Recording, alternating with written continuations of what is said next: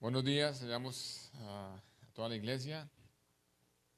Hoy le damos gracias al Señor nuevamente por estar aquí en su presencia, por darnos la oportunidad de volver otra vez a reunirnos con la iglesia, de tener un día nuevo. Hoy podemos darle gracias a Dios, hermanos, porque nos da aún la bendición de volver a conocerlo, de volver a verlo, de volver a sentir las obras que hace en nosotros, de la manera que nos cuida, que nos sustenta, de la manera que nos ama. Porque cada mañana, cada día que abrimos los ojos y despertamos, tenemos que darnos cuenta, hermanos, que es solamente por la misericordia de Dios que estamos nosotros vivos. Nadie nos garantizaba que hoy nos levantáramos con vida, nadie nos garantizaba que hoy pudiéramos tener otro día más, pero la misericordia de Dios dice su palabra, que es cada día es nueva.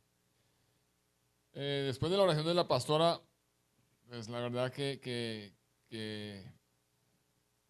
nosotros sentimos muchas veces tristeza, no solamente por mi lugar seguro, sino por la iglesia en general, la iglesia universal, porque la gente no ha entendido ni se ha dado cuenta verdaderamente en qué tiempo estamos de la historia, en qué tiempo estamos de la palabra de Dios, cómo estamos andando y qué nos espera a los que no estamos, a los que no están andando en las cosas de Dios. Bueno, hemos venido hablando los últimos domingos de las profecías de los últimos tiempos. Estoy hablando sobre el libro de Mateo, sobre el libro del profeta Daniel. Y hemos dado cuenta todo lo que la palabra nos dice y nos hemos dado cuenta que todo lo que en la palabra nos está diciendo se ha venido cumpliendo día tras día, que estamos en los últimos días, la iglesia está pasando dificultades, la familia está pasando dificultades, el mundo entero está pasando dificultades, en todo, en la economía, en la espiritualidad, en la familia, en el amor, en todo, todo, completamente todo está pasando necesidades. Y eso lo dice la palabra de Dios. Estamos viendo que en los últimos eventos, las últimas cosas que estamos experimentando, está escrito en la palabra de Dios. Cuando leemos la palabra de Dios y leemos todo lo que el Señor nos enseña, nos dice que terremotos, que guerras, que rumores de guerras, que pestes, que epidemias, que enfermedades, todo eso ha ocurrido, está ocurriendo y seguirá ocurriendo. Porque el Señor tiene un plan perfecto para su iglesia y el Señor no improvisa. Lo que está en la palabra de Dios es el sí y el amén. El Señor nos sacó, no dejó su palabra escrita para que nosotros pensemos añadirle o quitarle, sino todo lo que está en su palabra es lo que se está cumpliendo y lo que tiene que cumplirse. Habiendo dicho esto, hoy vamos a hablar de otro tema que nos concierne a todos como iglesia. Vamos a hablar del rapto y de la gran tribulación, que ya vimos todas las profecías, todo lo que se acontece y todo lo que va. Y vamos a hablar del rapto y la gran tribulación. Todos sabemos, hermanos, que estos son temas que se han caracterizado por la variedad de interpretaciones.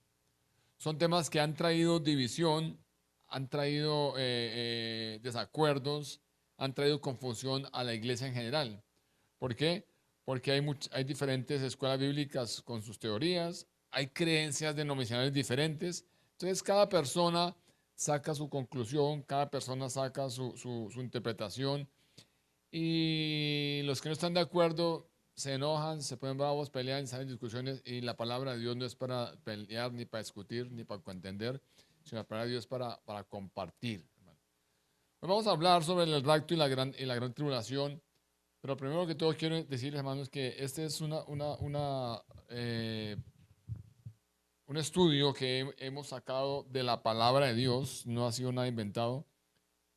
Y si otras personas que tienen un pensamiento diferente a este, no se ofendan, no estoy en contra de nadie, ni quiero imponer lo que estoy diciendo yo.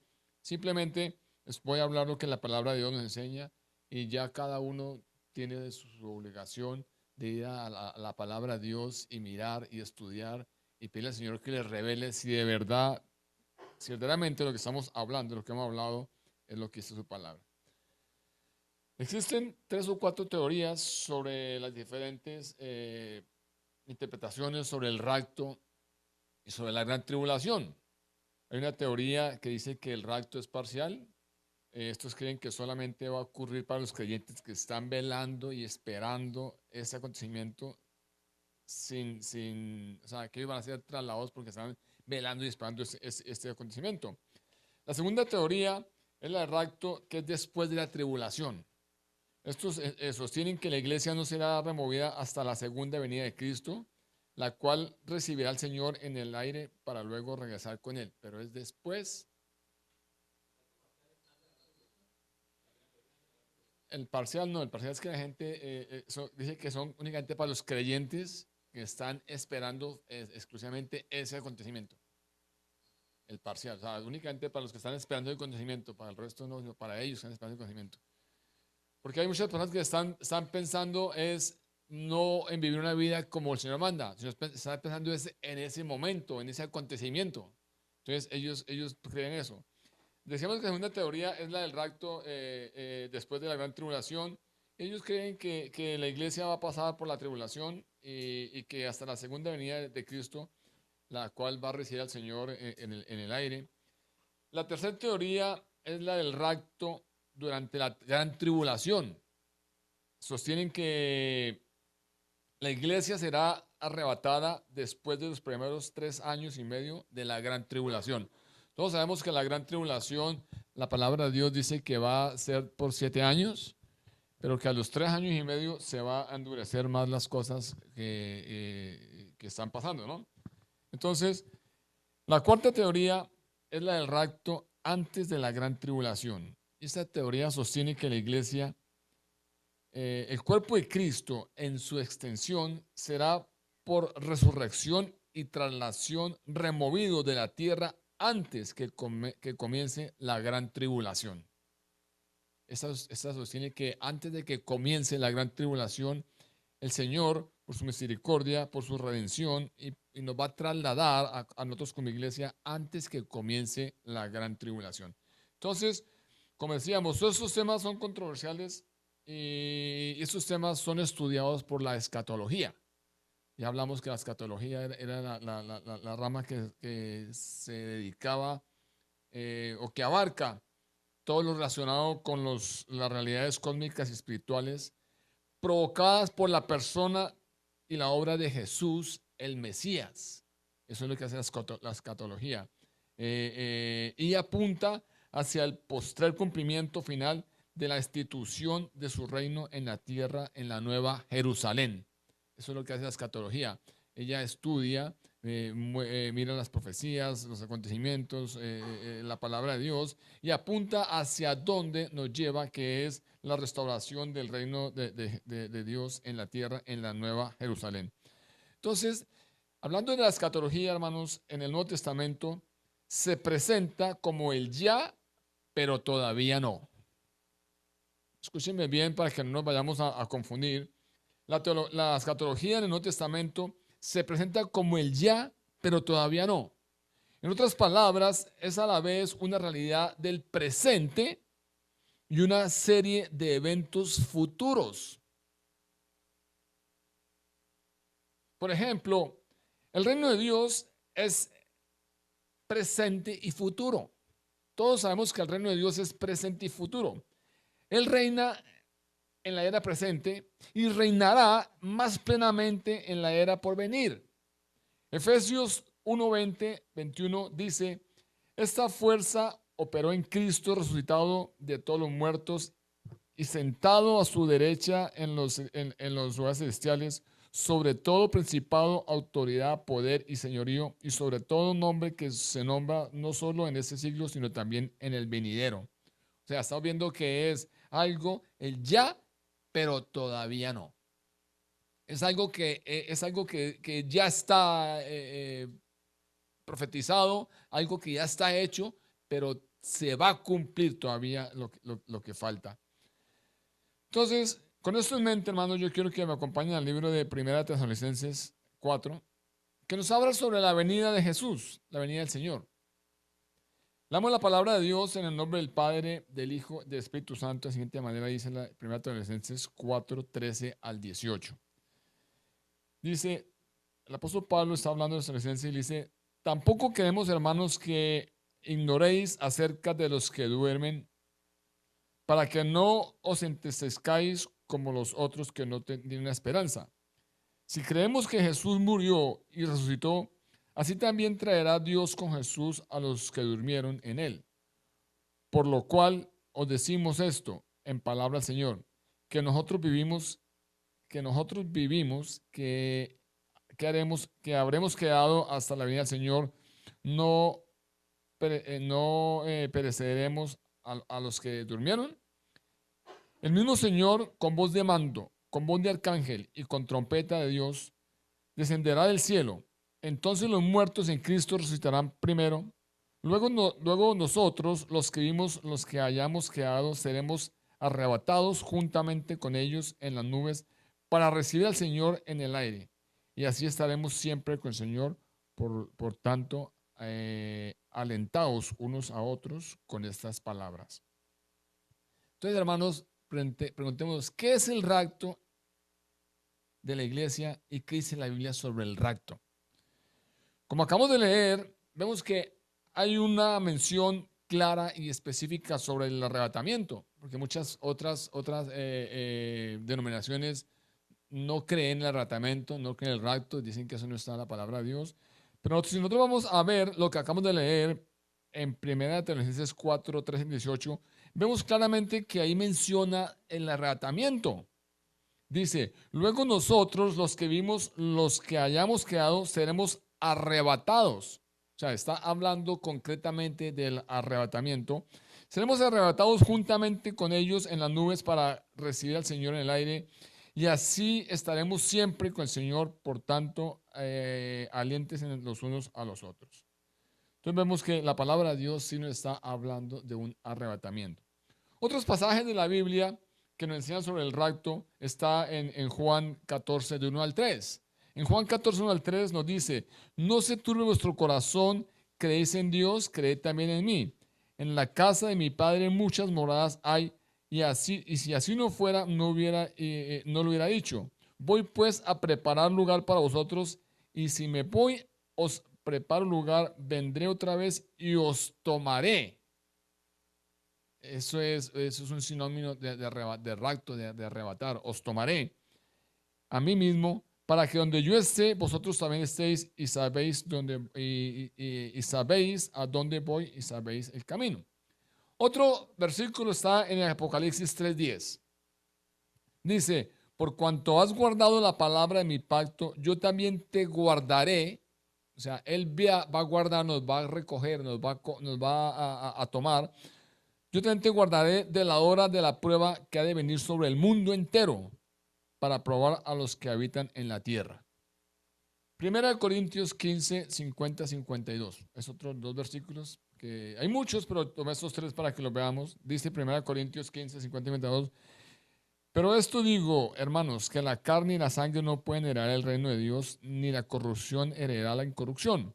Os digo un ministerio, no todos os digo un ministerio, no todos moriremos, pero todos seremos transformados en un momento, en un abrir y cerrar de ojos. A la final, trompeta, porque se tocará la trompeta, y los muertos serán resucitados incorruptibles, y nosotros seremos transformados. O sea, estos tres pasajes nos están hablando que sí, la palabra de Dios habla de un arrebatamiento, que sí, la palabra de Dios habla de un rapto. No dice la palabra rapto como tal en la Biblia, como tampoco muchas palabras, pero sí habla de un arrebatamiento. Ahora, la gran mayoría de cristianos, hermanos, que basamos nuestra fe en las Sagradas Escrituras, nosotros compartimos la bendita esperanza de una inminente venida de Jesús, ¿verdad? Todos los creyentes, los cristianos, los que tenemos fe en la palabra de Dios, los que les estudiamos la palabra de Dios, tenemos una esperanza, tenemos una bendita esperanza de que la venida del Señor es inminente. Porque se va a venir ¿a qué? A llevar a su iglesia. Y ese arrebatamiento se denomina rapto o arrebatamiento o levantamiento, como muchas personas lo quieran denominar. Entonces, vemos que este evento vendrá antes de la tribulación que dura 7 años. La tribulación va a durar 7 años los cuales 3 años y medio va a ser de paz, de gozo, de prosperidad, y los otros 3 años y medio es cuando verdaderamente el anticristo va a revelar quién es y va a empezar a hacer verdaderamente a lo que vino. Entonces, este evento del rapto va a venir antes de la tribulación. El rapto antecede la gran tribulación y Jesús enseñó que la iglesia escaparía de la tribulación. Jesús nos enseñó y creemos, por lo que es la palabra de Dios, que nosotros como iglesia, estoy hablando de la iglesia de Dios, vamos a escapar de la gran tribulación. Si vamos al capítulo 21 del libro de Lucas, encontramos que Jesús revela el juicio severo que ocurrirá en la tierra durante la gran tribulación. Es algo muy parecido a lo que estudiamos en Mateo 24 hace 2 semanas, ¿verdad? Pero vemos que después de escribir estos eventos que escribe Lucas y Mateo, el Señor concluye con una advertencia muy clara a su iglesia en la que dice el versículo 36 del capítulo 21, dice: velad pues en todo tiempo, orando que seáis tenidos por dignos de escapar de todas estas cosas que vendrán y de estar de pie delante del Hijo del Hombre. Repito el versículo, hermano, para que vayamos colocándolo en nuestra mente, en su corazón y para que entendamos. Lucas 21:36 dice: velad pues en todo tiempo. Hermanos, cuando nosotros como congregación, como pastor, estamos insistiendo, estamos prácticamente rogando, estamos prácticamente diciendo a la iglesia que hay que velar, que hay que orar, que hay que estudiar, que hay que tener relación con Dios, no es porque nosotros queramos imponer o implantar una moda o algo, es porque la palabra de Dios nos dice en muchos lugares: velad, velad, cuidar, dice mantenerse despierto, estar vigilantes. Entonces el capítulo 21, en el versículo 36 dice: velad pues en todo tiempo, orando que seáis tenidos por dignos de escapar de todas estas cosas que vendrán y de estar de pie delante del Hijo del Hombre. Entonces nos preguntamos nosotros, ¿cuáles son las cosas que la iglesia va a escapar?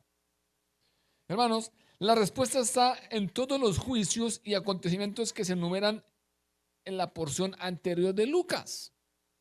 De eso está hablando el Señor, de todo lo que hemos leído de Mateo y Lucas. Él dice, de esas cosas vamos a escapar nosotros como iglesia. Vamos a escapar de todas las cosas que vendrán y vamos a estar de pie delante del Hijo del Hombre. Entonces, la respuesta a esa pregunta la encontramos claramente en lo que leemos, en lo que acabamos de leer del capítulo 21 de Lucas, lo que leemos en Mateo 24. Vamos a escapar de todas esas cosas. Ahora, el rapto de la iglesia será llevada con Cristo antes que se revele el anticristo. Escúcheme bien. En el rapto, la iglesia será llevada con Cristo antes que se revele el anticristo. ¿Por qué digo esto?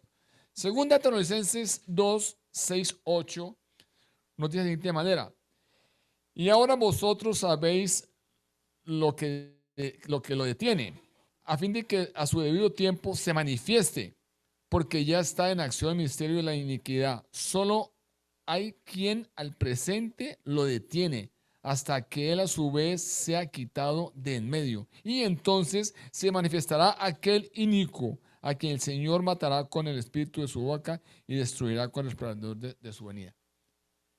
Hermanos, estos 2 versículos necesitamos leerlos con entendimiento y con la sabiduría y revelación. Repito, y ahora vosotros sabéis lo que lo detiene. No está diciendo que nosotros sabemos qué es lo que está deteniendo que el anticristo se manifieste. Dice, a fin de que a su debido tiempo se manifieste.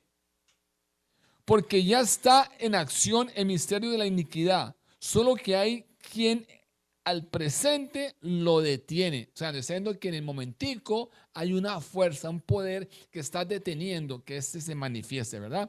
Dice que a su vez se ha quitado de en medio. Y entonces se manifestará aquel inicuo a quien el Señor matará con el espíritu de su boca y destruirá con el resplandor de ¿qué? De su venida. ¿Qué nos está diciendo? Nos está diciendo que antes de la revelación del anticristo, la fuerza que lo detiene la fuerza que tendrá, que lo detiene, que él venga, tiene que ser quitada. Tiene que ser quitada en medio para que Él se manifieste. Y esta fuerza es únicamente el poder del Espíritu Santo. Y el poder del Espíritu Santo, ¿dónde se encuentra? En la iglesia. El poder del Espíritu Santo se encuentra en la iglesia. Nosotros somos templo de Dios y el Espíritu Santo está en nosotros. O sea que está diciendo que ese poder que tiene retenido para que se manifieste el anticristo es únicamente por el poder del Espíritu Santo. Y el poder del Espíritu Santo está aquí en la iglesia. Y que Él no se puede manifestar hasta que el poder sea quitado. O sea, hasta que la iglesia sea quitada es que Él se va a manifestar. Un ejemplo bíblico, veamos, que para que nos ayude a entender más claramente de lo que estamos hablando. El ejemplo de Lot, la Biblia dice que Lot vivía, ¿saben quién era Lot, no? Dice que Lot vivía de una manera de reverencia, que él vivía de una manera que reverenciaba a Dios, pero él vivía en una ciudad pecaminosa, ¿verdad? Eso lo encontramos en 2 de Pedro 2, 6, 8. Pero según Génesis 19, 22, 25, dice que Lot fue la única razón por la cual Dios no destruyó inmediatamente las ciudades de Sodoma y Gomorra, ¿verdad? Leamos claramente el versículo 22 de Génesis. Dice que Dios rehusó derramar su juicio sobre estas ciudades hasta que Lot fuera quitado de en medio. Date prisa y escápate allá, porque nada podré hacer hasta que hayas llegado. Por eso fue llamado Sor el nombre de la ciudad. Dámonos cuenta que el Señor no destruyó a Sodoma y Gomorra porque estaba Lot ahí. Y el Señor dice, date prisa y escápate allá porque no puedo hacer nada hasta que hayas llegado al lugar donde estés seguro. Entonces vemos, hermanos, que sí, el poder del Espíritu Santo, la iglesia es el poder que está deteniendo hasta ahora la revelación o la aparición del anticristo.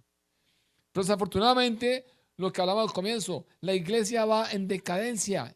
Cada día, día a día vamos en decadencia. Cada día la iglesia es menos espiritual. Cada día la iglesia menos busca al Señor. Cada día la iglesia quiere tener cosas con el Señor. La iglesia quiere vivir una moda. Queremos simplemente vivir una moda como cristianos. Y muchas veces lo que hemos dicho estos días, estamos orando como cristianos, pero estamos viviendo como mundanos. Y la iglesia no puede seguir así. Nosotros necesitamos, hermanos, revisar nuestro interior, el fondo de nuestro corazón y ver qué es lo que está pasando. Entonces, vemos que el Sodoma y Gomorra, el Señor no la destruyó hasta que sacó a Lot, ¿verdad? Eso va a pasar, eso está pasando y eso dice la palabra de Dios. Se va a manifestar el anticristo cuando el poder que lo está deteniendo se ha quitado. Y el poder del Espíritu Santo únicamente se encuentra ¿en dónde? En la iglesia del Señor, en el cuerpo del Señor. ¿Cómo se dará el rapto? ¿Cómo se va a dar? ¿Cómo va a suceder? La Biblia nos dice que este evento se hará de un momento a otro, ¿verdad? Será completamente espontáneo e inesperado. Se hará en un abrir y cerrar de ojos. Significa que eso no va a durar sino un segundo. O sea, en lo que tú debes abrir y cerrar los ojos ya sucedió. Es algo inesperado, algo espontáneo que no sabemos ni cuándo, ni a qué hora, ni dónde. Sabemos, hermanos, que esto va a ocurrir y que todo ojo lo verá, pero va a ser en un segundo. 1 Corintios 15, 51 y 52 dice, 1 Corintios 15, 51 y 52 nos dice, he aquí os digo un ministerio. No todos dormiremos, pero todos seremos transformados en un momento, en un abrir y cerrar de ojos a la final trompeta. Porque se tocará la trompeta y los muertos serán resucitados incorruptibles y nosotros seremos ¿qué? Transformados. Hermanos, ¿cómo se va a dar el rapto? En un momento inesperado, espontáneo y en un segundo. Cuando menos nos demos cuenta, ya el que se quedó y el que se fue, gloria a Dios. Y eso nos pone a pensar mucho, hermano. O nos tiene que poner a pensar mucho. Si eso llegara a suceder en los siguientes 2, 3 minutos, ¿tú te quedarías o tú te irías? Esto a mí o sea, me confrontó. Señor, nos está diciendo que tú vas a llegar a venir por tu iglesia en un segundo. No sé cuándo, ni a dónde, ni nada, pero sé que es un segundo. Señor, yo estoy listo, estoy preparado. Estoy viviendo una vida que agrada a Dios. Estoy viviendo una vida que cumplo con los mandamientos, con los preceptos, con todo lo que el Señor nos está diciendo. O simplemente estoy llevando un modo o una moda de vivir como estamos viendo la iglesia del día de hoy.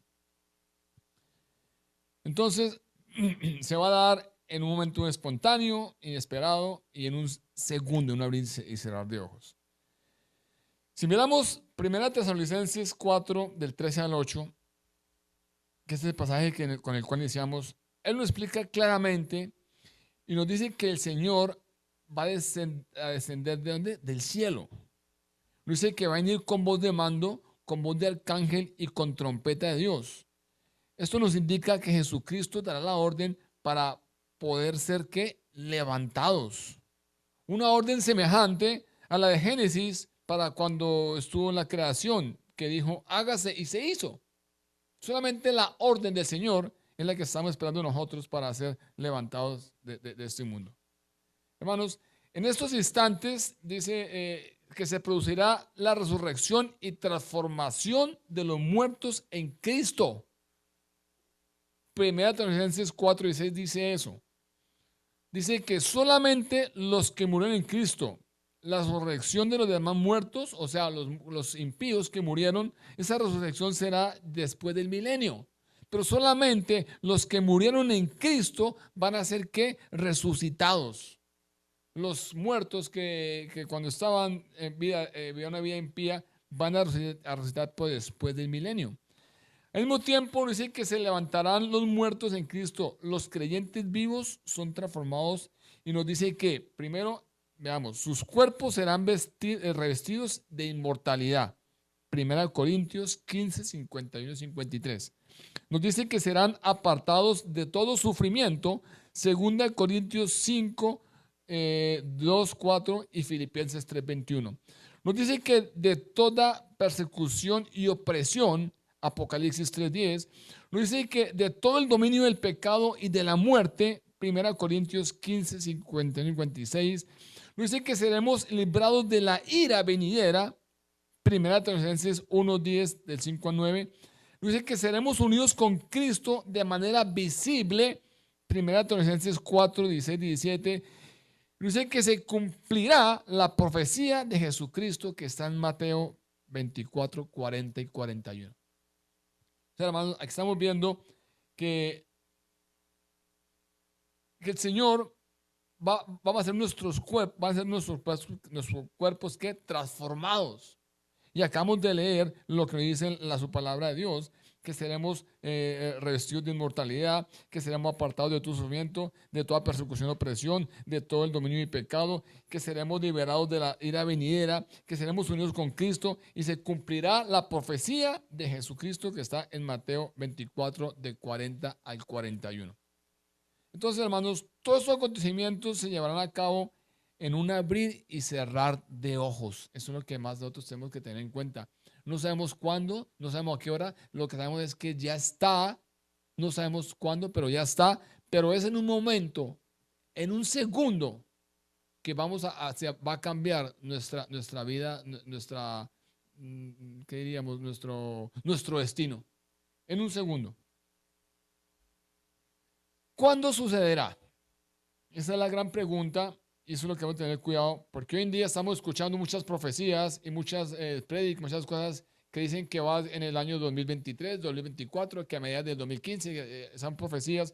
Pero ¿cuándo sucederá? Hermanos, yo quiero que sepamos que teológicamente no existe una fecha establecida. No existe una fecha, no existe un ejercicio hermenéutico o una profecía que nos permita conocer en el momento preciso que se va a dar ese acontecimiento. Solamente nosotros conocemos por medio de la palabra de Jesús cuando Él le respondió a sus discípulos en Mateo 24:36, que dice: pero el día y la hora nadie la sabe, ni aun los ángeles de los cielos, sino solo mi Padre. Así que si tú estás esperanzado o estás asustado porque escuchaste una prédica, una profecía, que a mediados del 2025 iba a suceder esto, hermanos, yo quiero que coloques tu mente y tu corazón en lo que es la palabra de Dios. Dice el Señor, pero el día y la hora nadie la sabe, aún ni los ángeles de los cielos, sino solo mi Padre que está en el cielo. Entonces ya tenemos en cuenta, y lo que hemos visto, hermanos, que el rapto es algo que el Señor va a hacer por su iglesia antes que venga la tribulación. Es una promesa que el Señor le dio a su iglesia. Es una promesa que el Señor tiene para su iglesia. Ahora, referente a la tribulación, Cristo dijo en Lucas 17, 28 al 30. Asimismo, como sucedió en los días de Lot, comían, bebían, compraban, vendían, plantaban, edificaban. Mas el día en que Lot salió de Sodoma, llovió del cielo fuego y azufre, y los destruyó a todos. Así será el día en que el Hijo del Hombre se manifieste. Sin duda, la iglesia debe ser llevada de la tierra antes que descienda la ira del Señor. Hermanos, la iglesia, tengan en cuenta, la iglesia no fue destinada para la ira. La palabra ira se utiliza para describir las condiciones del periodo de la gran tribulación. En el libro Apocalipsis, capítulo 6, versículos 17 y 17, dice que, y decían la gente, le decían a los montes y a las peñas: cae sobre nosotros y escondernos del rostro de aquel que está sentado sobre el trono, de la ira del Cordero. Escóndenos de aquel que está sentado, escóndenos de la ira del Cordero, porque el gran día de su ira ha llegado, y ¿quién podrá sostenerse de pie? Hermanos, ese día va a llegar. Ese día va a llegar cuando menos nosotros lo pensemos. Pero la iglesia, el cuerpo de Cristo, no va a estar presente. La ira del Cordero, como se define, está determinada a caer sobre los incrédulos tanto de Israel como los incrédulos de todas las naciones sobre la tierra. No solamente esta profecía es para Israel, porque no, es que esa profecía fue para el pueblo de Israel por su desobediencia. No, hermano. La ira de Dios va a caer sobre todos los incrédulos, tanto los de Israel como los incrédulos de todas las naciones. Ninguna nación se va a escapar. Ahora, veamos que en 1 Tesalonicenses 5:9 nos dice claramente: porque no nos ha puesto Dios para ira, sino para alcanzar salvación por medio de nuestro Señor Jesucristo. Estamos hablando que la ira se utiliza para escribir las condiciones del periodo de la gran tribulación. Ustedes pueden leer lo que dice el libro de Apocalipsis. Pero 1 Tesalonicenses 5:9 nos dice claramente: porque no nos ha puesto Dios para ira, sino para alcanzar salvación por medio de nuestro Señor Jesucristo. Además, las escrituras, hermanos, en 1 Tesalonicenses también dice que Cristo nos libra de la ira venidera. Veamos 1 Tesalonicenses capítulo 1, versículo 10, dice: y esperar de los cielos a su Hijo, el cual resucitó de los muertos, a Jesús, quien los liberará de la ira venidera. ¿A quién está hablando el Señor aquí en esta palabra? A su iglesia. Porque la palabra de Dios es para su iglesia. Aquí el Señor está hablando a su iglesia. Y esperar de los cielos a su Hijo, al cual resucitó de los muertos, a Jesús, quien nos librará de la ira venidera. ¿Qué dice Romanos 5, 8, 9?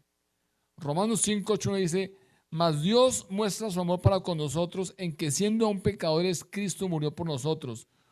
Pues mucho más, estando ya justificados en su sangre, por él seremos ¿qué? Salvos de la ira.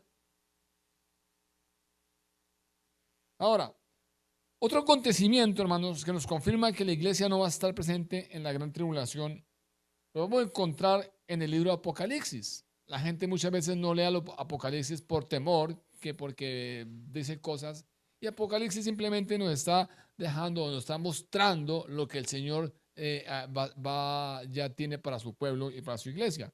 Entonces, en Apocalipsis encontramos, hermanos, la palabra iglesia 20 veces. Si tú lees el libro Apocalipsis o si lo han leído, se va a dar cuenta que la palabra iglesia la vamos a encontrar 20 veces. 19 veces está en los 3 primeros capítulos de Apocalipsis. Y una vez se menciona la iglesia en el último capítulo de Apocalipsis. Entonces, ustedes dirán, ¿pero qué tiene que ver eso? Entonces, este es un detalle muy importante.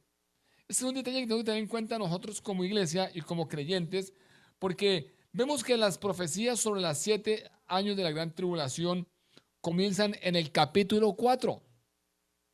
Si tú lees Apocalipsis, vas a encontrar que las profecías sobre la gran tribulación comienzan en el capítulo 4 y terminan los eventos de la segunda venida de Cristo en el capítulo 19. No sé si me están entendiendo, si voy muy rápido o si estoy entendiendo. Entonces, voy a repetir esto que es importante, hermano. Del libro de Apocalipsis se encuentra la palabra iglesia 20 veces. Pueden leerlo, buscarlo y se van a dar cuenta. 20 veces. 19 de las cuales se encuentran en los 3 primeros capítulos y el último capítulo se encuentra una vez. Y decía que este detalle es importante que lo tengan en cuenta, hermanos, porque vemos que las profecías sobre los 7 años de la gran tribulación comienzan en el capítulo 4. Antes no comienzan. Donde estaba nombrada la iglesia, no hablaba la tribulación. Cuando deja de nombrarse la iglesia, comienza el capítulo 4 a hablar sobre la gran tribulación. Entonces, la iglesia ya no aparece en Apocalipsis 4. La palabra iglesia desaparece desde el capítulo 3, porque la iglesia ya no está en la tierra. Desaparece, ¿por qué? Porque la iglesia no está en la tierra. En Apocalipsis 2 y 3 están las iglesias en la tierra, pero ya en Apocalipsis 4 la iglesia ya subió al cielo. Además, en todo el Nuevo Testamento, hermanos, en las cartas del apóstol Pablo no encontramos instrucciones cómo debe comportarse la iglesia en la época de la gran tribulación. Si nos habla de tribulaciones, las que nos dice el Señor, que en el mundo tenéis aflicción y problemas, nos habla cómo comportarnos. Pero el apóstol Pablo no nos enseña, no nos ilustra, ni nos habla de cómo debemos comportar nosotros como iglesia en la gran tribulación. Eso nos da a entender que nosotros como iglesia no estaremos acá en la tierra en la gran tribulación.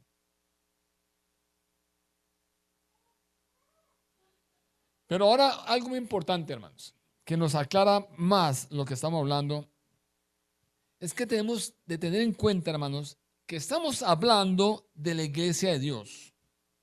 Esto es referente a la iglesia de Dios. Porque es que en el mundo, en la actualidad, existen dos clases de iglesias. ¿Cuáles dos clases? La primera, la iglesia terrenal.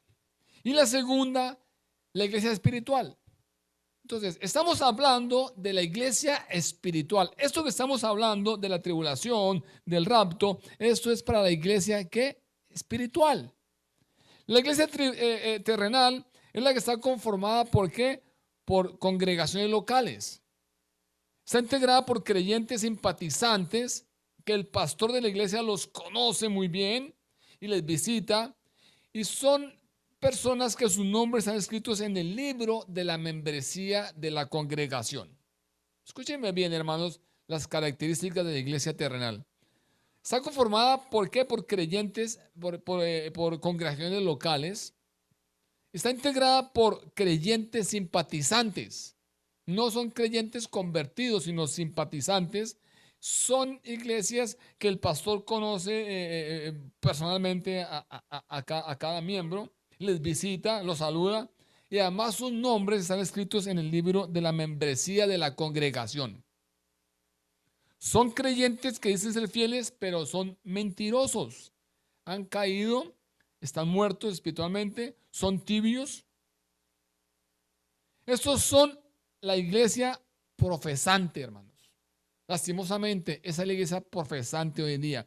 La que dice ser creyente, la que dice que se predica, que sana, que ora, que ayuna, que hace vigilia, etcétera, etcétera.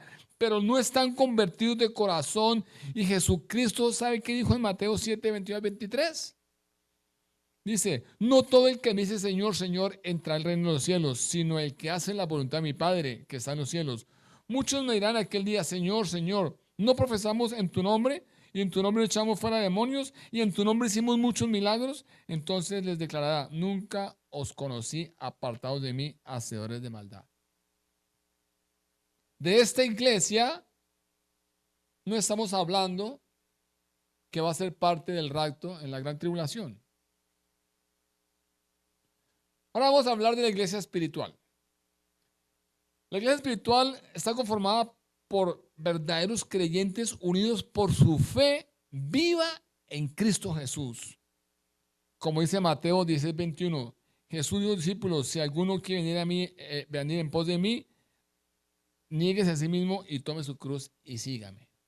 Esa es la iglesia espiritual. El que ha negado, el que se ha negado a sí mismo, el que ha tomado su cruz y ha seguido a Jesús. Hermanos, esta iglesia, los creyentes tienen sus nombres escritos en los libros de la vida, no en los libros de la iglesia, no en los libros de la congregación, sino en los libros de la vida. Esta iglesia son los que el Señor los conoce porque le buscan cada día y son ministrados por Él.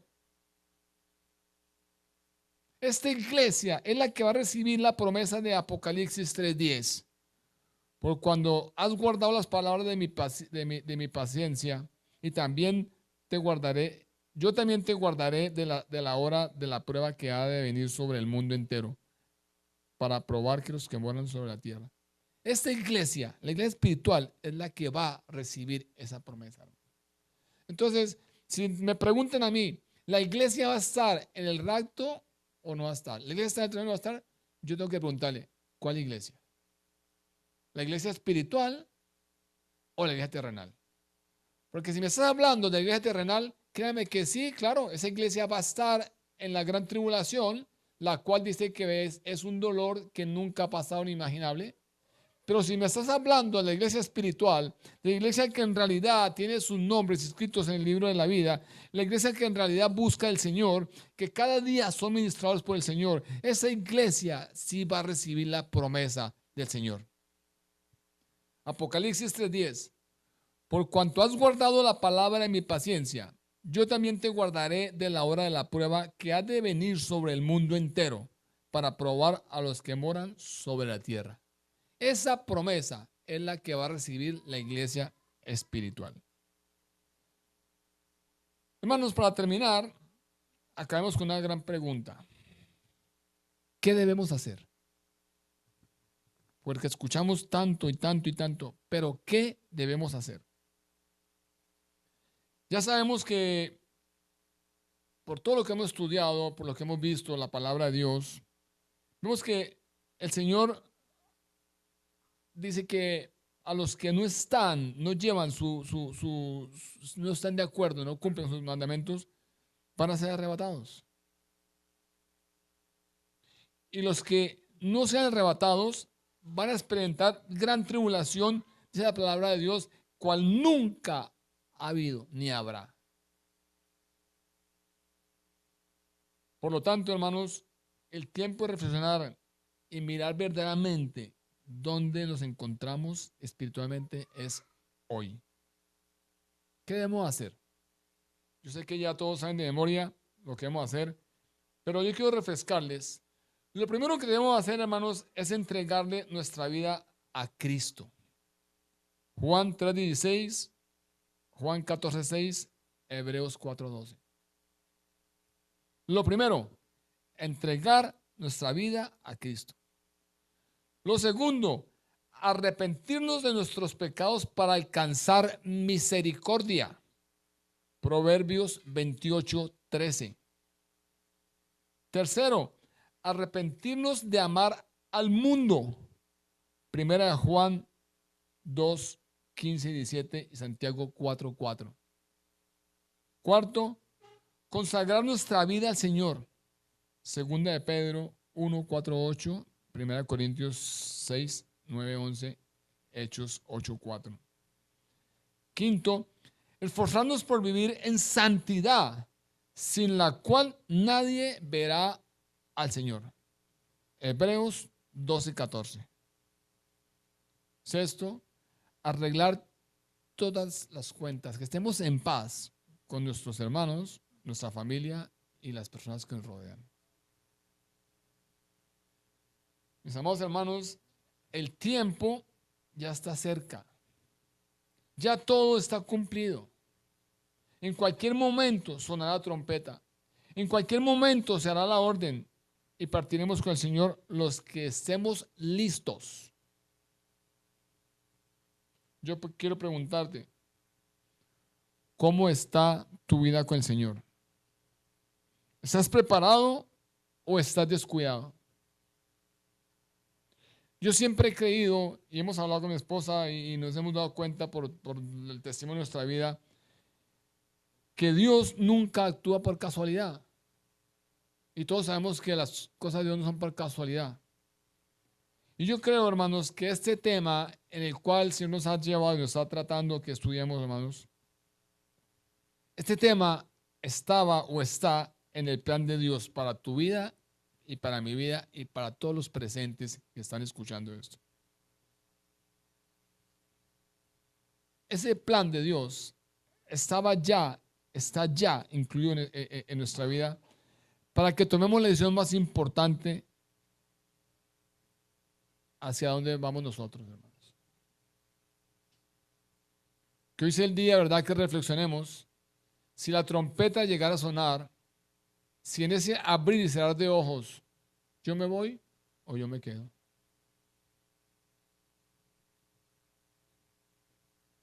Como dije al comienzo, es un tema que tiene mucha discusión porque muchos van a refutarlo. Yo simplemente estoy transmitiendo lo que la palabra de Dios nos enseña. Pero la conclusión es, hermano, sea antes, sea después, sea en medio, sea, va a ocurrir. Porque la conclusión es que todos están aceptando que va a haber un rapto y va a haber una gran tribulación. Entonces, la conclusión es, hermano, sea antes, después o en medio, nuestra decisión tenemos que hacerla es ya. No vamos a seguir esperando, no vamos a seguir viviendo las vidas que llevamos, tomando deportivamente las cosas del Señor, cuando las cosas de Dios son sagradas. Las cosas de Dios son serias, son importantes. Porque todo lo que hagamos en la tierra, aquí va a quedar. Todo lo que tú hagas en la tierra, aquí va a quedar. Pero los tesoros que comienzas a hacer en el cielo, allá vamos a recibir. Entonces yo te invito a ti, invito a la iglesia al día de hoy, hermanos, que tomemos un tiempo cuando lleguemos a casa y verdaderamente reflexionemos. ¿Dónde estoy yo espiritualmente? ¿Cómo está mi relación con Dios? ¿Cómo está mi santidad con Dios? ¿Cómo está mi obediencia con Dios? ¿Cómo está mi compromiso con Dios? Y pregúntate, si el Señor hiciera sonar su trompeta ahora, ¿partiría con el Señor o me quedaría con el mundo? Oremos, hermanos. Señor Dios y Padre bueno, te damos gracias por esta palabra, Señor. Gracias porque tú nos enseñas, Señor, nos muestras, Dios mío, Señor. Nos exhortas, Dios mío, de los cielos, Señor, a que podamos, Señor, colocar nuestra vida en orden, Señor. Esta mañana, Señor, es el momento preciso, Dios mío, para pedirte perdón, Señor, por la manera como que hemos llevado nuestra vida, Señor, por la manera como hemos tomado, Señor, nuestra relación contigo, Señor. Perdónanos, Señor, porque si en algún momento, Señor, no la hemos tomado con seriedad, Señor, tu llamado, Señor, tu misericordia, Señor, Padre, y tu amor, Señor. Ayúdanos hoy, Señor, a reconocer. Ayúdanos hoy, Señor de los cielos, a arrepentirnos, Señor. Ayúdanos hoy, Dios mío, a retomar, Dios mío, el camino, Señor, angosto de los cielos, Señor.